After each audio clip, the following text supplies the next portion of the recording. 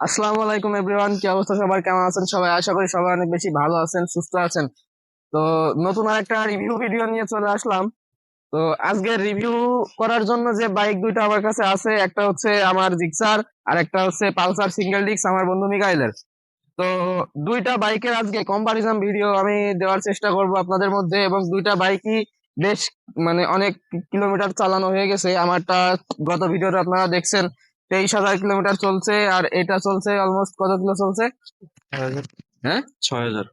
আমাকে কয়েকজন ভাই ইউটিউবে মেসেজ করছে, কমেন্ট করছে যে ভাই পালসার সিঙ্গেল ডিস্ক এবং মোনোটন, জিক্সার মোনোটনের কম্পারিজন ভিডিও দেওয়ার জন্য। তো জিক্সার মোনোটন বাইকটা আসলে যেহেতু আমার নেই, আমার একটা ফ্রেন্ডের আছে, একটা বড় ভাইয়ের আছে, তাদেরকে এখন হাতের কাছে পাচ্ছি না, যার জন্য আসলে ওই ভিডিওটা আপলোড দেওয়ার সুযোগ হচ্ছে না।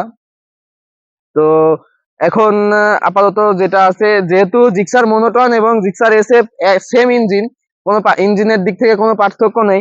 তো ইঞ্জিনের ব্যাপারটা হয়তো আমি আপনাদের সাথে কম্পেয়ার করতে পারবো।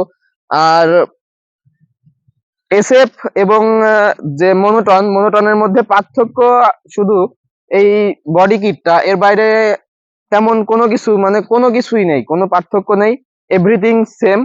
আমারটা শুধু আহ বাইরে মডিফাই করা আছে, যার জন্য মডিফাইয়ের ব্যাপারগুলো আলাদা, কিন্তু বাদ বাকি সবকিছু সেম। তো সেই জায়গা থেকে মোনোটন, আপনারা এই জায়গাটায় মোনোটনটাকে যদি মনে করেন এটা মোনোটন, তাহলে আপনাদের একটা ধারণা চলে আসবে। তো পালসার এটা চলছে 6,000 কিলোমিটার। তো 6,000 কিলোমিটারের মধ্যে এই বাইকটার তেমন কোনো সমস্যা এখন পর্যন্ত পাওয়া যায়নি। পালসার সিঙ্গেল ডিস্ক, এটা লেটেস্ট মডেল। আর এটার রিভিউ আমার ফেসবুক পেজ এবং ইউটিউব চ্যানেল দুটাতে দেওয়া আছে। এটা single channel ABS latest version. এটার পিছনে ড্রাম ব্রেকের সাথেও আবার এবিএস এর একটা ব্যাপার স্যাপার আছে। তো এটার এই বাইকটার একটু সমস্যার ব্যাপারটা আমি এই বাইকটাতে ফেস করা শুরু থেকেই করা লাগছে। সেটা হলো এটার মাইলেজের সমস্যা। মাইলেজটা আসলে ওভারফ্লো লাইন থেকে একটু মানে আহ, খুব বেশি পরিমাণ না, হালকা করে তেল মনে হচ্ছে বের হওয়ার একটা ব্যাপার।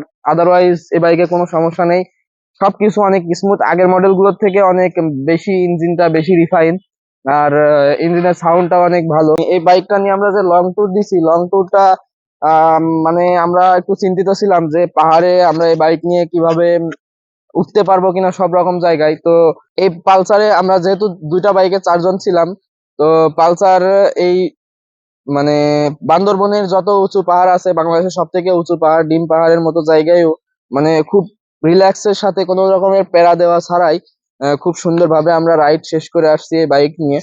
তো বলাই যায় পালসার আসলে সবার জন্যই পারফেক্ট একটা বাইক। ইয়াং জেনারেশন থেকে শুরু করে বয়স্ক যারা আছে তাদের জন্য পালসার বাইক অনেক আগে থেকে 2009-10 থেকে, সেই শুরু থেকে এখন পর্যন্ত পালসারের ভালোবাসা, পালসারের প্রতি যে ভালোবাসা, সেই ব্যাপারটা এখন পর্যন্ত মানুষের মধ্যে আছে। তো পালসারের ব্যাপারে আর তেমন কিছু বলার নেই। আর রাইডিং এক্সপিরিয়েন্সটা আমি আপনাদের একটু পরে শেয়ার করছি। তার আগে আমি এবার জিক্সারের নিয়ে একটু কথা বলি। তার আগে বলি, এই বাইকটার ইঞ্জিনটা হচ্ছে 150 সিসি, 150 সিসির ইঞ্জিন। আর এটার মাইলেজ এখন পর্যন্ত মাইলেজ পাওয়া যাচ্ছে একটু সমস্যা, মাইলেজের একটু সমস্যা হচ্ছে, তবে সব বাইকে না। আমি কোম্পানিকে ক্লেম করব না, তবে কোম্পানির উচিত প্রত্যেকটা বাইকের মানে ম্যানুফ্যাকচার সব থেকে সব দিক ভালোভাবে খেয়াল রেখে তৈরি করা। কারণ সেম বাইক আর একটা আমাদের পরিচিত আর একটা ভাই কিনছে, তো তার বাইকে কোনো সমস্যা নেই। আবার আমাকে গত পরশুদিন একজন ভাই ফোন দিছে, ফোন দিয়ে বলে ভাই আপনার রিভিউ, পালসার সিঙ্গেল ডিস্কের রিভিউ ভিডিও দেখে তো আপনাকে আমি ফোন দিলাম। তো ওনার বাইকটা চলছে 794 কিলোমিটার, নতুন বাইক, সেম মডেল। তো উনি বললো ভাই আমি মাইলেজ পাচ্ছি 25-26 এরকম, সমস্যার সমাধান কি? তো এই বাইকের যে সমস্যা, ওইটারও সেম সমস্যা। তো আমি ওনাকে বললাম ভাই ওভারফ্লো লাইনটা একটু দেখেন, যদি ওভারফ্লো হয় তাহলে আপনি কোম্পানি বা যে শোরুম থেকে নিছেন সেই শোরুমে আপনি একটু ক্লেম করেন। মাইলেজের সমস্যাটা এই বাইকে, কিছু কিছু বাইকে দেখা যাচ্ছে। তো এই ব্যাপারটা আসলে কোম্পানির খতিয়ে দেখা উচিত। এবার আসি জিক্সার।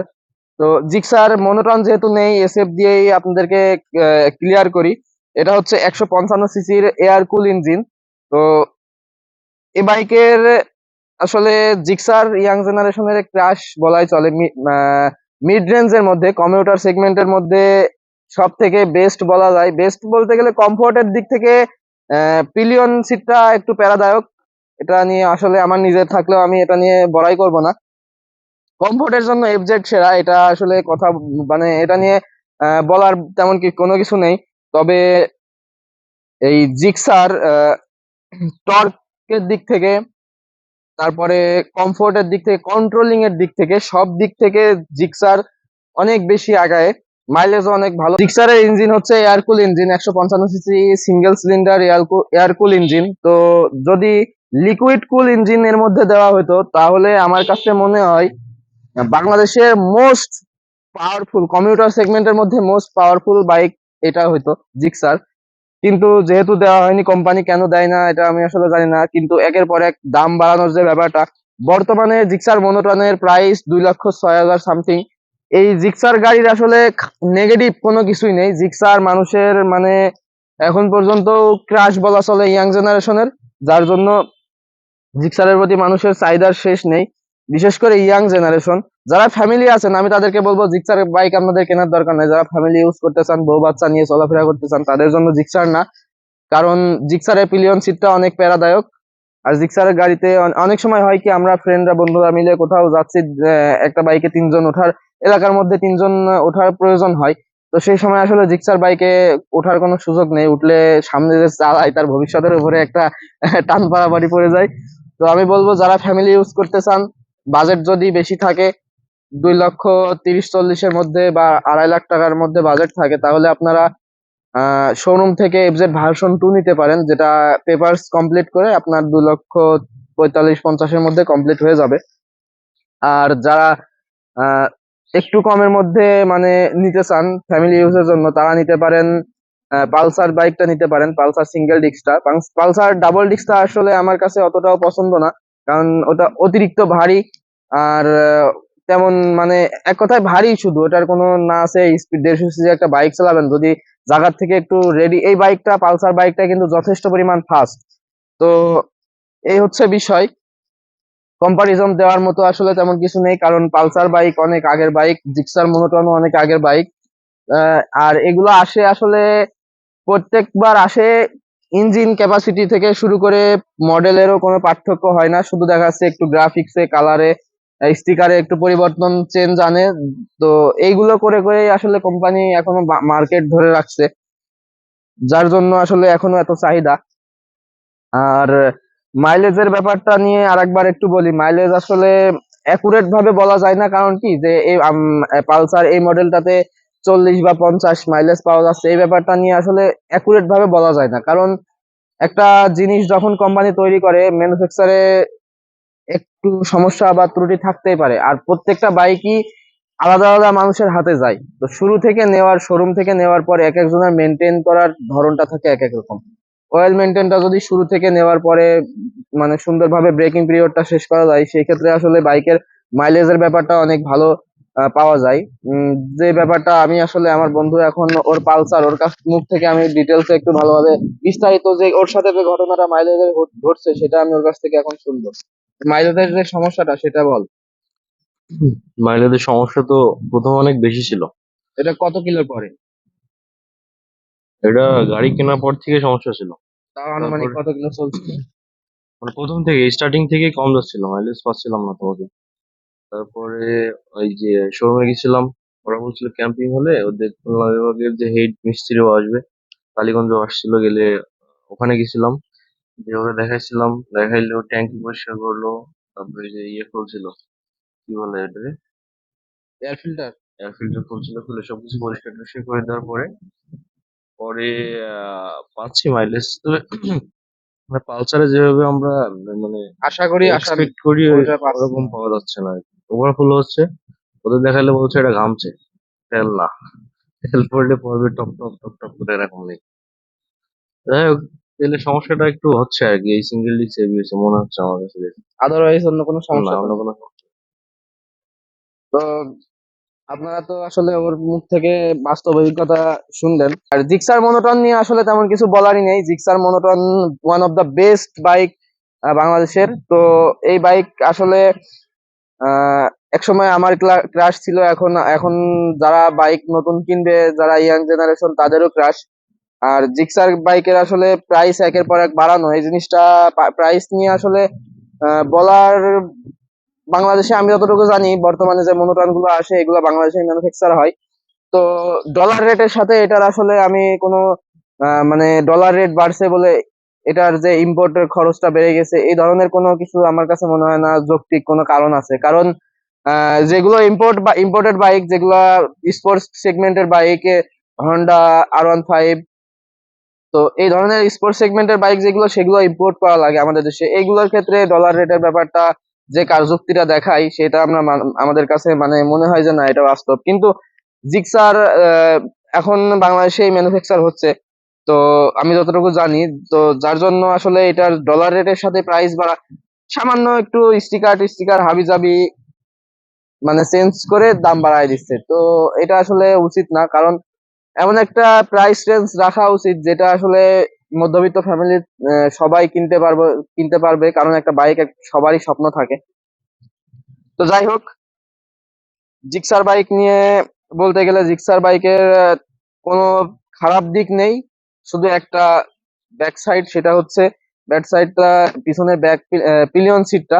আর জিক্সারের ক্লাস অনেক হার্ড থাকে, যার জন্য ক্লাস হার্ড থাকার কারণে জিক্সারের ক্লাসটা, গিয়ার শিফটিংটা অনেক, এটা শুধু জিক্সার না, জিএসএক্স আর জিএসএক্স এক্স এক্স সবগুলা মডেলেই আপনার জিক্সার সুজুকির এই মডেল গুলাতে এই গিয়ার শিফটিং ক্লাসটা অনেক হার্ড থাকে, যার জন্য পায়ে অনেক ব্যথাও হয়।